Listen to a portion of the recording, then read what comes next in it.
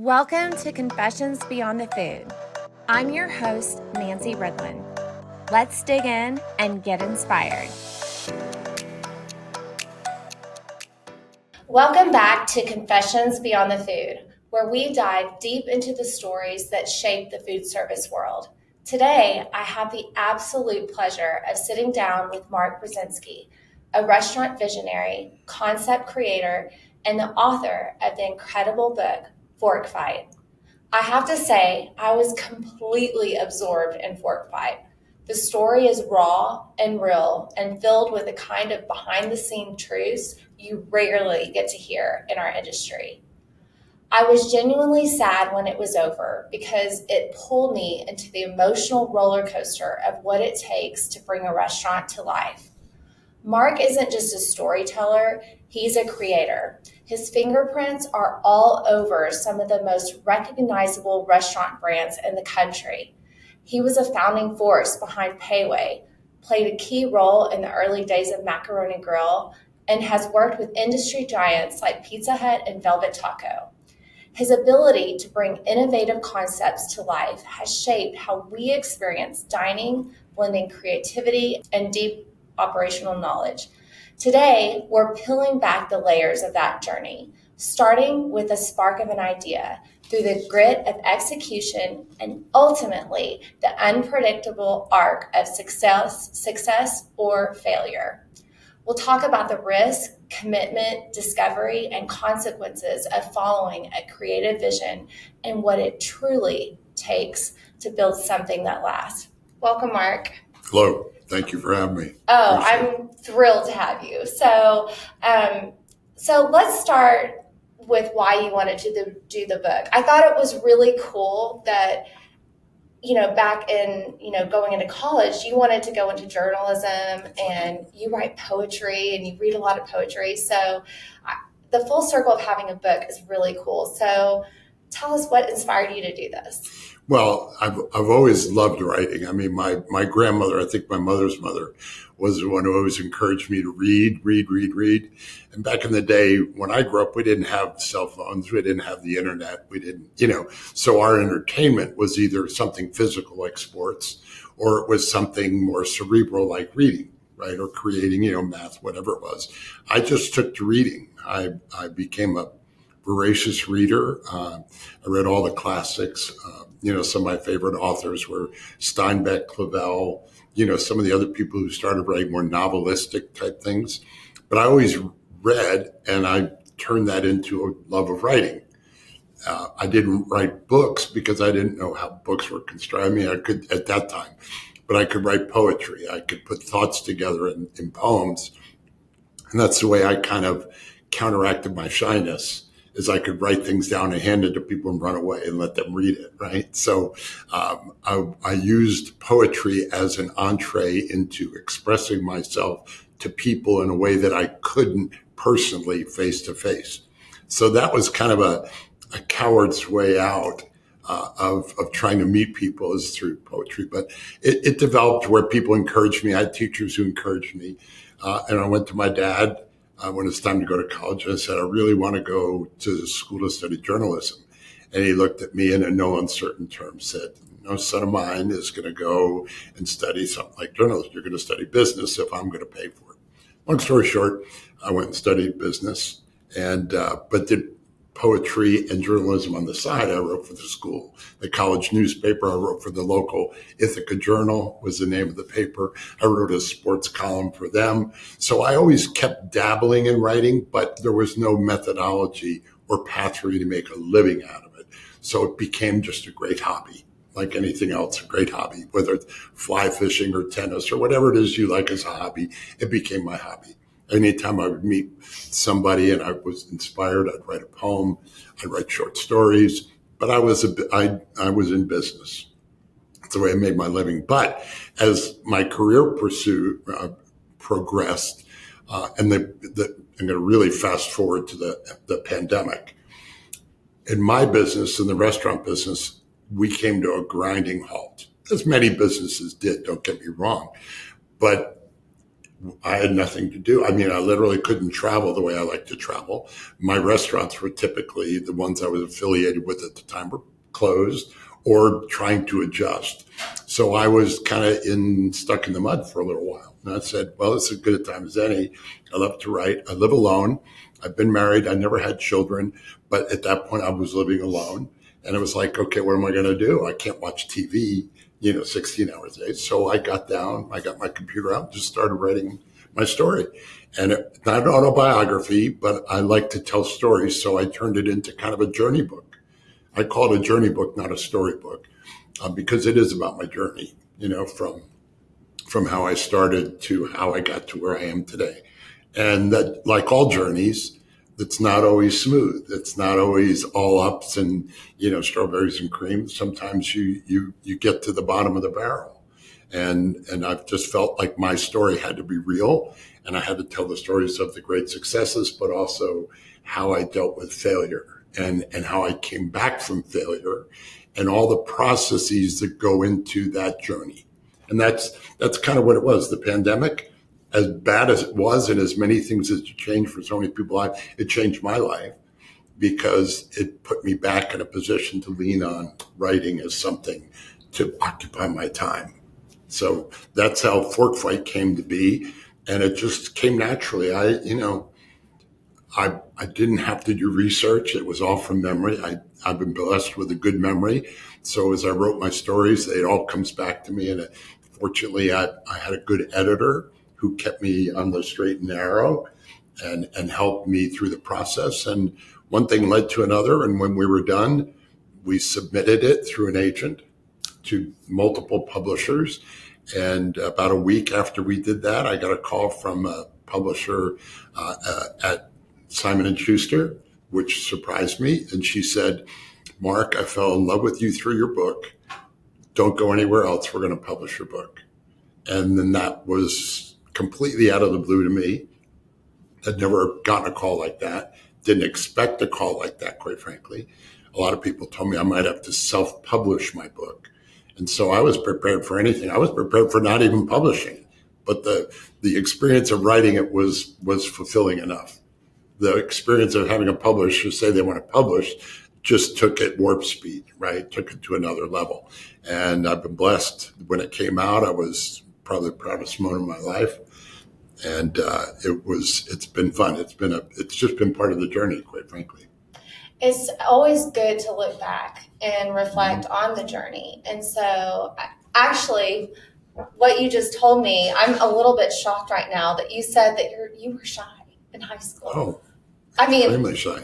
You are a bold businessman and entrepreneur in our industry, and that is a little shocking to me. Oh, well, I played sports, and I come from a family of 5 kids. I was the youngest, and my brother closest to me and I were always really good in sports. So we played all sports together. So I expressed myself athletically, and I was very good at it. I made All-State in basketball, and I was written up in the grade. Mm-hmm. But that was all like outside of me. You know what I mean? It was something I did, not something I was. And I used that forum to meet people. And when I met people I liked, that's when I would write poetry to them, because I couldn't express myself personally face to face, but I could express myself really well when I wrote it down. And then, like I said, I was a coward. I would write a girl a poem, and I'd fold it up and give it to her. But fortunately, people liked it and they were encouraging. So yeah, but extremely shy, very late bloomer for sure. Yeah, but those words and your creativity definitely played into your concept development. And speaking of that, so you talk about the bubble start of creativity. What does that moment feel like when a new concept starts to take shape? It's so hard to explain, Nancy. I mean, thought bubbles, right? I've written an article about how everything starts with a thought bubble, and how those happen, I don't really know. But I do know that it's all about being committed to whatever it is that you do. And for me, being committed means when somebody opens a new restaurant or I hear about somebody doing something new, I have to go out. I have to go see it. I have to experience it. As an example, I'm going to New York next week with a client for a week. I love New York. It's like a second home to me. I know it like the back of my hand, but this client wants to study Italian food. So we're going to go to, in 4 days, probably 30, 40 places. You don't eat it. I mean, you nibble, you learn how to eat and run, so to speak. But, that thought bubble about what we're going to create together starts with, okay, let's go see what other people are doing. Let's absorb. I always say innovation is as much about absorbing as it is about emitting. And I think somewhere along the line, I just became very good at absorbing and was committed to it. Because you and I both met a lot of people. The first thing I want to do is tell you all about themselves and everything they've done in their life. And you sit there after about 15 minutes and realize you're not having a conversation. You're having a monologue. They're telling you about them. I'm telling you about, and before you know, but I've somewhere along the line learned to be a good listener. I think that's part of being a good writer is you have to listen to it's going to sound corny, the universe talking to you. And you have to absorb that and you have to know what to do with it once you get it. So a thought bubble is, okay, let's look at this. Then you have to know what to do with what you just saw. An artist may have an inspiration, but do they work from photographs? Do they work completely from their mind? You might like an abstract artist like Chagall, who probably didn't work from photographs. He probably worked from just what was creating his mind, to other people who are doing landscapes and doing, realism. So it just depends upon your individual. Me as an individual, it always starts with, I wonder about the curiosity. The 4 C's of innovation in my mind. Curiosity, you have to have curiosity. You can't always think you know the answer. You have to go explore. You have to go out and absorb things. So curiosity is the first step. You have to have courage. You have to believe in yourself enough to fight through all the naysayers and all the barriers that you're going to experience. Then you have to have commitment. And you have to say, I'm committed to it. I've studied it. I'm curious. I'm courageous enough. Now I need to be committed. And once you're committed, the 4th C is capital. You have to have the ability to do it, because without the capital, it's just an idea. And ultimately, for some reason, and I can't explain it, I've been able to follow all those steps through the creation of concepts that I've done. Either I've been with partners like Paul Fleming for P.F. Chang's, or when I worked with Brinker, with Norman Brinker, they had the money, I had the thoughts, we all had the curiosity, you put it all together. So it's rare that your group or you're as an individual, you can do all of it. So typically another C, if you had to add one, if somebody said, hey, you have to have another one, would be collaboration. You can't do this by yourself. I can write a book. I wrote a book, but I couldn't do it by myself. I mean, I needed an editor to read it. I needed friends to give me feedback. I needed the publisher to say, we need this, we need more of this. So you collaborate on a book. You write a book, but you collaborate on a published book. There's a difference, right? When I was writing poetry and articles, I didn't have editors. You just write it and send it out. Say, this is what I think. But when you do conceptual work, it's always a blending of those C's plus adding the collaboration to it. And I don't know how to describe it, honestly. Somebody says, where does it come from? I say, I don't know. Mine comes mostly in shower moments. The water is pouring down and you're just thinking about your day and you're thinking about what if. So to me, that's my time to ask, what if? What if this? What if we did this? What if we did that? I just had breakfast with some friends and I talked about an idea I came up with for a client, which was what I call pad thai poor boy. So pad thai is a Thai dish. That's a noodle dish you usually eat with chopsticks or a knife, fork, or whatever. So I came up with the idea, why not take those great flavors and put it on a baguette? We're in the South, New Orleans, Texas, South Houston, where I was working with a client. Houston. I said, let's do a poor boy, but let's put pad thai flavors on it. And we created a pad thai poor boy that didn't exist anywhere. But the thought bubble was, I want a handheld sandwich that tastes Asian that doesn't exist. So you have these thoughts, how do I connect them? And sometimes you're just able to connect them. You can't explain how you connect them, but you connect them. And so thought bubbles brought together, encouraged, and developed.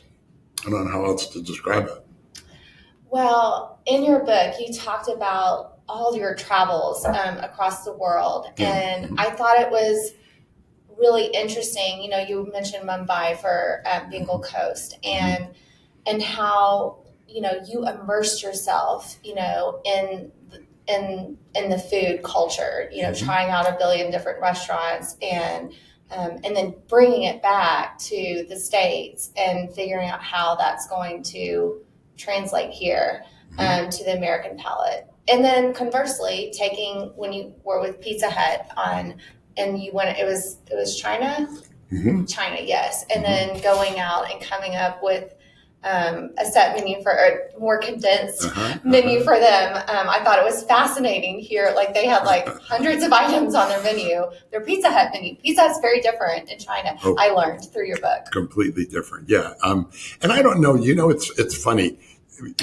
Again, I want to go back to the absorbing versus emitting. Even that trip to Mumbai, and at that point in my life, I had enough money where we actually circumnavigated the world. I mean, we started in Japan, we hopped down to Thailand, we hopped over to India, we went to London, and then we came home. So I don't know how many people get to circumnavigate the world in one trip, but we were blessed and fortunate to do it that time. But even that trip, it wasn't about me consuming things. It was about me absorbing things. Like we would go to a restaurant. I traveled with a very famous, well-known chef. His name was Mark Miller, did Coyote Cafe, the father of Southwestern cuisine, but he also knows Asian food. Anyway, I asked Mark to join me, and we would go to 5, 6, 7 restaurants a day. But I wasn't there to eat all that food. I was there to look at it, and I was there to watch Mark tell me how it was made, and I was there to watch other people enjoying it and how they enjoyed it. But if I ate everything at every place, I would have been probably sick, because it's hard to eat that many things at that many different places when your stomach or your system is acclimated to a certain lifestyle. So when I travel, the funny thing is people want to here, try this. And I'm like, no, because I'm not here to taste it. I'm here to watch it. I'm here to look at it. I'm here to take pictures of it. I'm here to try to understand how you did it, not how it appeals to me. How it appeals to me is incidental. I'm not trying to match it up with me. I'm trying to say, where does this go? How do I incorporate this? So it's funny. One quick funny story, I was in Beijing and we went to a hot pot place. You know what a hot pot is, right? And they bring you a big bowl of broth and all these other elements. And the people I was with, the need interpreter, it's very typical for them to eat things like lamb parts that we would not eat here, intestines and heart, and and they were like very, curious what I thought of it. And I'm like, I don't do that, and I apologize, but I don't do that. I'll watch you enjoy it and see how you use it. But all I could eat was some noodles and some green tea because I couldn't be in the middle of Beijing. And all of a sudden my stomach and, like, what do you do in the middle of Beijing if you can't fulfill your trip? So I tell stories like that in the book about how people expect me to give them opinions on all this wonderful exotic food. I'm like, when I was in China, I ate a lot of pizza and a lot of fried chicken, and so even in India, you brought up Mumbai, we went by so many street stalls and stands, and you look, and as an American, I'm looking at, so where's the running water? Where's the hot water? How many places that rag been? Because I can't afford, but I want to absorb and see how it works and see what other people are doing. So I apologize for that long explanation, but I'm not as experimental in terms of what I ingest as I am as to what I absorb. There's a difference. That's really cool. I know I went to China a couple years back and I was really worried about, because they entertain you, and they're wonderful entertainers. And so, but yeah, I couldn't wait. I was so excited to see those golden arches. So in the airport. So, okay. So the restaurant industry is relentless. What do you think people underestimate the most when committing to a concept? Well, I think you underestimate the amount of tweaking you might have to do. I've been quoted as saying that if in a new concept, if you get it 80% right, you're a genius. But people have this desire to think that they can get it 100%. Number one, I don't believe in perfection. I just don't think it exists, right? You hear people, I strive for perfection. I was like, I don't do that. I strive to be as good as I can be or create something as good as I can create it with the group. But ultimately, I think people underestimate that you're going to make mistakes. Don't punish yourself for the mistakes. Correct them quickly. You and I were just talking about a salad, right? Taking a salad and shaking a salad. If you realize that you missed that and you need to add it, be quick. Don't personalize it. Don't call yourself an idiot for missing it. Don't try to blame somebody because you missed something. Just correct it.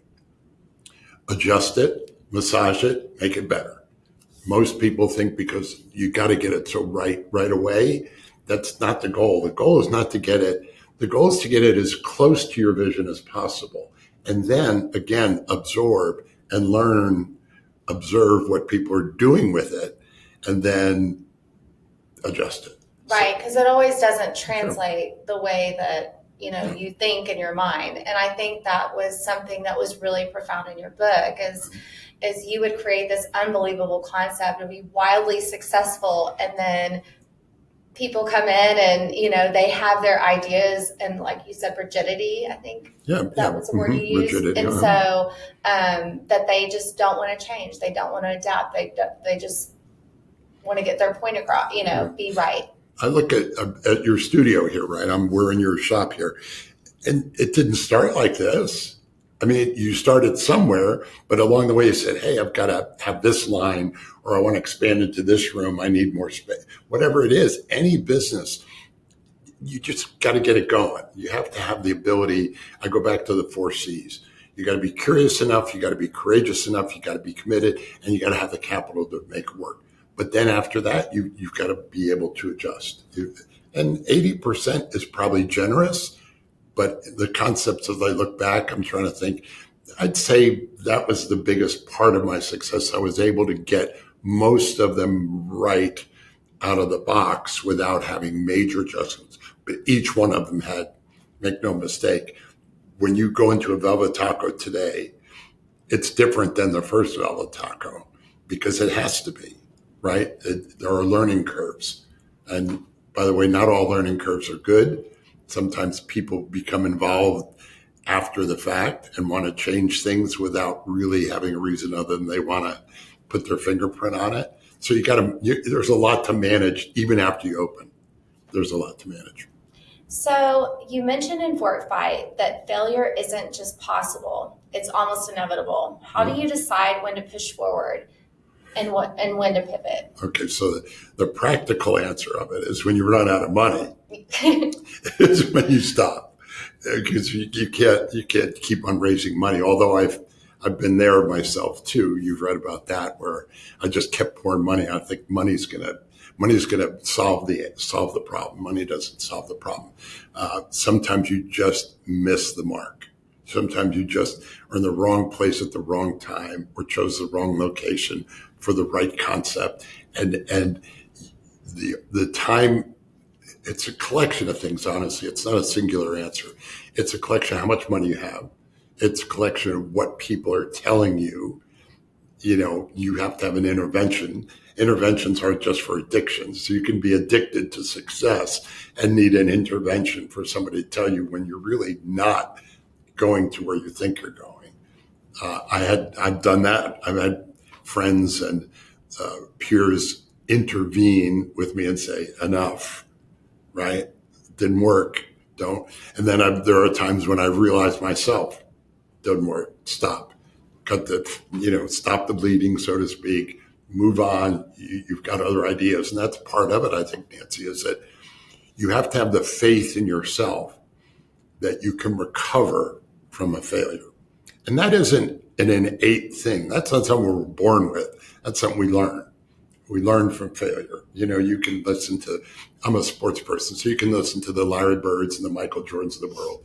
And even, Roger Federer, I was watching something, the tennis player was talking about how in his lifetime he's only won 54% of the points of his matches. And you go, how's that possible? And you've got 22, 23 major titles. Well, you don't have to win every point. You have to win more points than you lose, and you have to win them at the right time. So the more you listen and realize as you get older that failure is part of the process, and you're not going to win all the time, but that you can recover from it and probably highlight those things that help you be successful and try to replicate those. But somewhere you have to learn that failure is inevitable. I didn't win every basketball game I played in. I played in college. We lost games. I mean, you just realize you're going to have a bad game. You're going to have bad games, a stretch of bad games, perhaps. Yeah, I thought that in your book, just the rawness of your low times and when you were going through really challenging times. And I thought it was just really courageous, one of the C's of you to put that out there.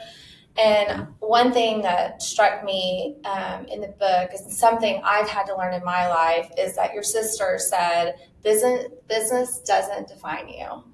And that feels like such a heavy and necessary truth, especially when our industry is tied to our success, being our identity being wrapped in our success or failures. So how has that shaped the way you see things now?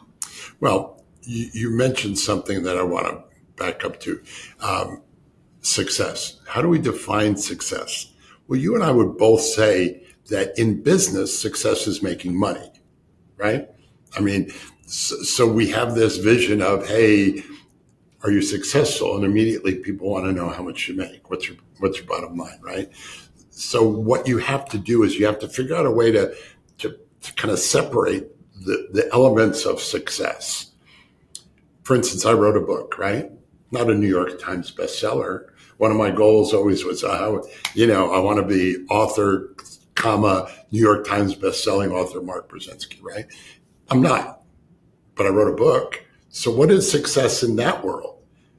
Everybody wants to know how many copies, right? How much did you make? How many copies? I don't have any idea how many copies we sold. I know I didn't make any money from it. So I know that it probably wasn't one of those huge successes. But is it a success to me? 100% it is. In business, it's all about. But the things that I created, Bengal Coast, which bankrupted me, right? I think it was my most brilliant concept that I've ever created. It was beautiful. It was sexy. The food was good. The vibe was good. People loved it. We opened at a bad time. We opened the financial crisis of 2008 through 2010. Those of you who've been around that long realize that everybody was suffering. We couldn't overcome that. But was Bengal Coast a failure? No. Was it a success? No. Only a success financially? No. But I have more people, even at breakfast this morning. I closed Bengal Coast in 2010 or 11. So we're 15 years removed. I had people this morning bring up Bengal Coast at a breakfast I had would you be interested in reviving Bengal Coast? And I smiled. I said, I get that question once a month or so. So to me, it failed, but it was very successful at establishing my reputation as somebody who could create something from scratch that was different and alluring and hypnotic in its own way. So yeah, it failed. It took me my knees financially, and that's hard to get over. Don't get me wrong. I didn't sit at home and drinking champagne and say, well, that was a nice concept, but But you learn that, okay, success is not just financial. Success is all about how it makes you feel when you're done. And are you able to hold on to that feeling and use it again and not consider it a blanket of failure, just that snuffs out all your fire? You have to learn that. I had to learn it. Nobody taught me that. I had to learn it through experience. So I know how other people deal with it. I know that I learned to deal with it better as I got older. I was a sore loser. In a basketball, we lost a game. I would go in and throw my jersey or throw my sneakers. I hated losing. Nothing wrong with hating losing, but at some point you got to learn that that's part of the process. Losing and failure are all part of the arc of the journey. Yeah, that was one thing I really liked in the book that you said, that it wasn't about money for you, it was about experiences.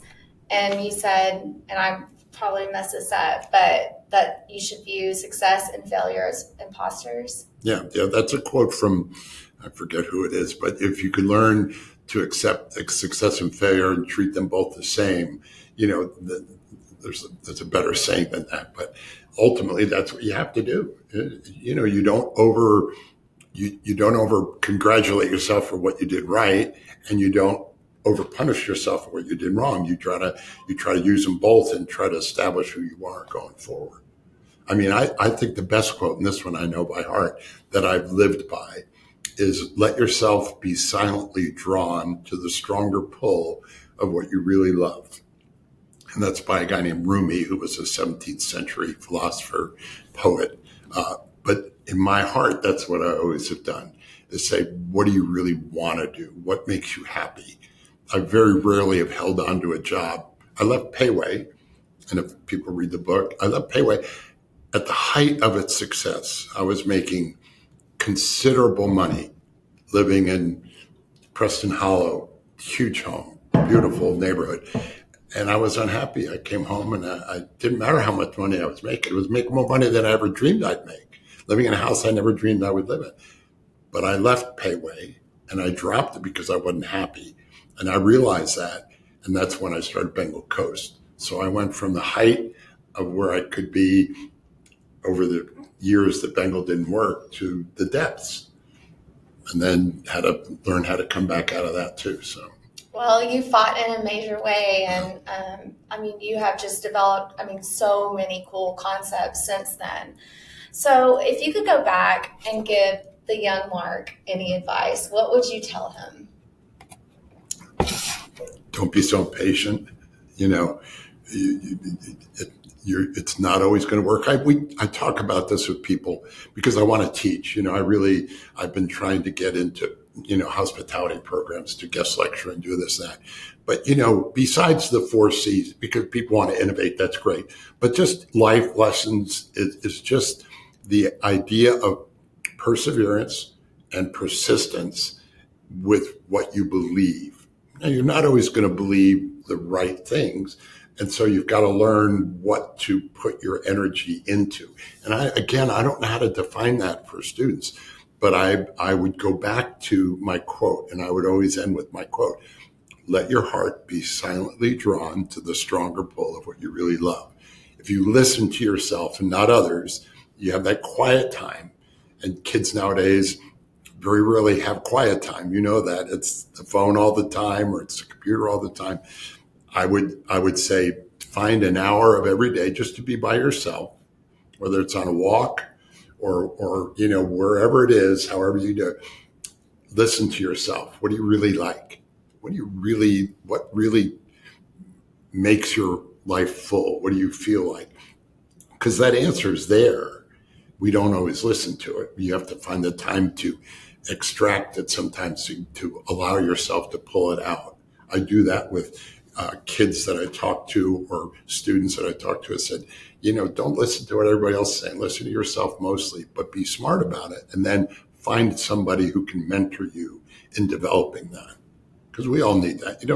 These concepts weren't created in a vacuum.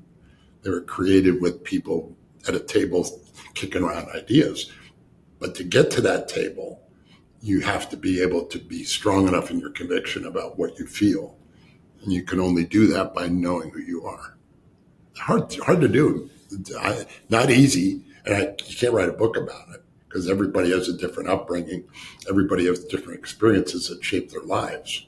I wouldn't presume to know what motivates you. I know what motivates me. And I think the most important thing is know yourself, right?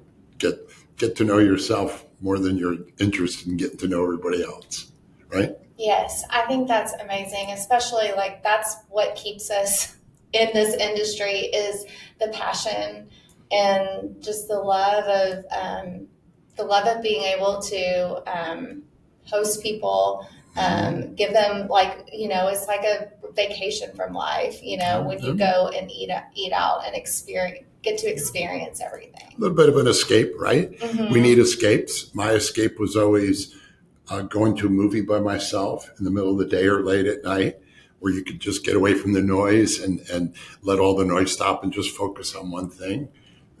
You have to learn that, though. You have to learn that you don't always have to be, busy. Sometimes it's better to not be busy and to have time to think.